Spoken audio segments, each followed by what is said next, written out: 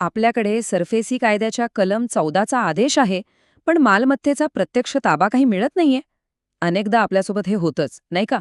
पण थांबा, आता ही परिस्थिती बदलणार आहे. एका अत्यंत महत्वाच्या उच्च न्यायालयाच्या निर्णयामुळे अंमलबजावणीसाठी एक निश्चित आणि कालबद्ध प्रक्रिया आलेली आहे. चला, या नवीन नियमांना सविस्तरपणे समजून घेऊया.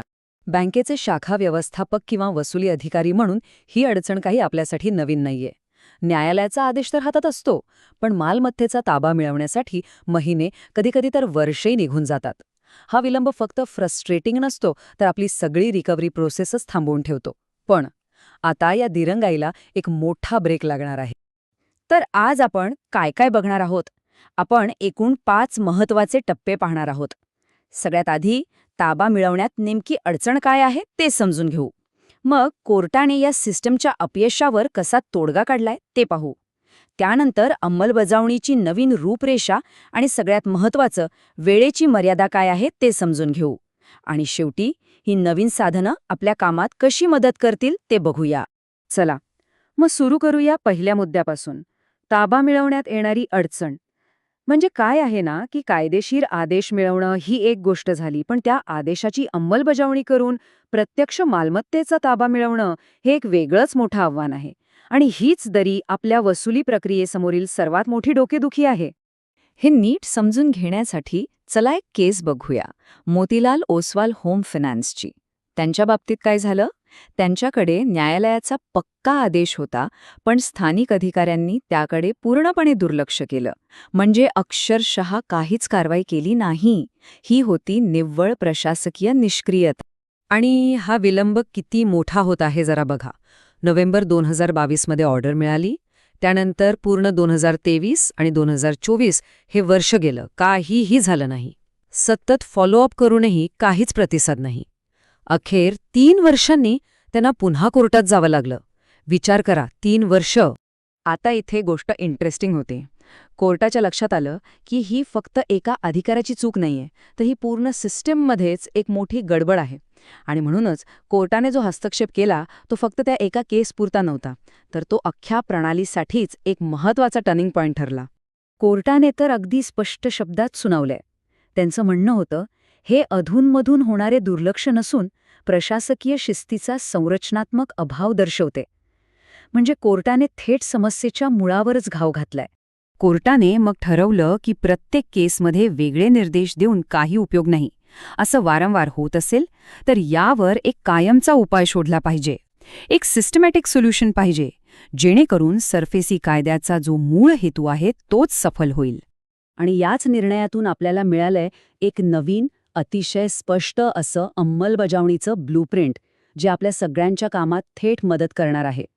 कोर्टाने कलम 14च्या ऑर्डरची अंमलबजावणी कशी करायची यासाठी एक सविस्तर आणि वेळेचं बंधन असलेली प्रक्रियाच तयार करून दिलीये. आणि फक्त कोर्टाचा निर्णयच नाही, तर शासनाने सुद्धा लगेच हालचाल केली. त्यांनी हे परिपत्रक जारी केलं, जे आपण इथे पाहू शकतो. याचा अर्थ काय? तर कोर्टाचे निर्देश आता सगळ्या प्रशासकीय अधिकाऱ्यांसाठी बंधनकारक आहेत. ही आता फक्त गाईडलाईन्स नाहीत, तर ऑफिशियल गव्हर्नमेंट पॉलिसी आहे. चला, तर मग ही नवीन प्रक्रिया नेमकी आहे तरी काय, ते टप्प्याटप्प्याने समजून घेऊ. बघा, पहिलं म्हणजे 7 दिवसांच्या आत सगळ्यांना नोटीस गेली पाहिजे. दुसरं, मालमत्तेचा पंचनामा झाला पाहिजे. आता समजा काही आक्षेप आले तर ते 7 दिवसात दुसऱ्या पक्षाला उत्तरासाठी द्यायचे. मग प्रत्युत्तरासाठी 2 दिवस आणि सुनावणीसाठी 3 दिवस. आणि फायनली एका आठवड्यात त्या आक्षेपावर लेखी आदेश दिला जाईल. एकदम क्लिअर आणि शिस्तबद्ध प्रक्रिया. आता गोंधळाला जागाच नाही. आणि या नवीन प्रक्रियेतला सगळ्यात महत्त्वाचा आणि क्रांतिकारक बदल म्हणजे वेळेचं बंधन. हो, आता प्रत्येक टप्प्यासाठी आणि एकूण प्रक्रियेसाठी एकदम कडक डेडलाईन्स आहेत. म्हणजे आता अनिश्चित काळासाठी कामं रेंगाळत ठेवता येणार नाहीत. आणि ही आहे ती मोठी बातमी. 60 दिवस. फक्त 60 दिवस. आता अंमलबजावणी करणाऱ्या अधिकाऱ्याला ऑर्डर मिळाल्यापासून जास्तीत जास्त 60 दिवसांच्या आत मालमत्तेचा ताबा मिळवून द्यावाच लागेल.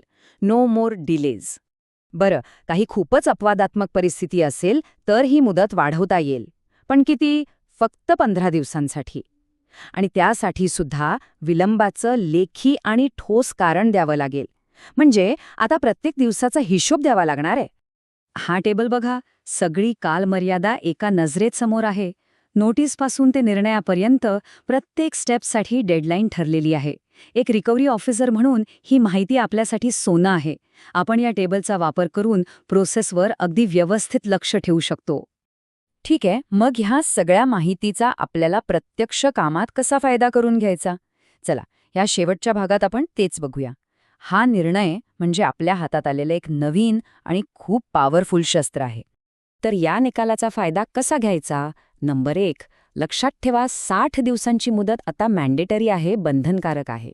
नंबर 2, जेव्हाही अधिकाऱ्यांशी पत्रव्यवहार कराल तेव्हा या रिट याचिकेचा नंबर म्हणजे रिट पिटिशन नंबर 11544 ऑफ 2025 त्यात नक्की टाका. नंबर 3, जर अधिकारी वेळेचं पालन करत नसतील तर अजिबात थांबू नका, थेट त्यांच्या वरिष्ठांकडे प्रकरण घेऊन जा. आणि चौथा आणि महत्त्वाचा मुद्दा, सोबत ते सरकारी परिपत्रक जोडा. त्याने आपल्या तक्रारीला खूप वजन येईल. तर मग सगळ्यात मोठा प्रश्न हा उरतो की हा एक ऐतिहासिक निर्णय आणि एक सरकारी परिपत्रक खरंच आपल्या वसुली प्रक्रियेत वर्षानुवर्ष अडकलेला गाडा पुढे ढकलेल का? या नवीन आदेशामुळे खरोखरच प्रशासकीय यंत्रणा वेळेवर काम करायला लागेल का? यावर विचार करणं गरजेचं आहे, कारण याच उत्तरावर आपल्या रिकव्हरी प्रोसेसचं भविष्य अवलंबून आहे.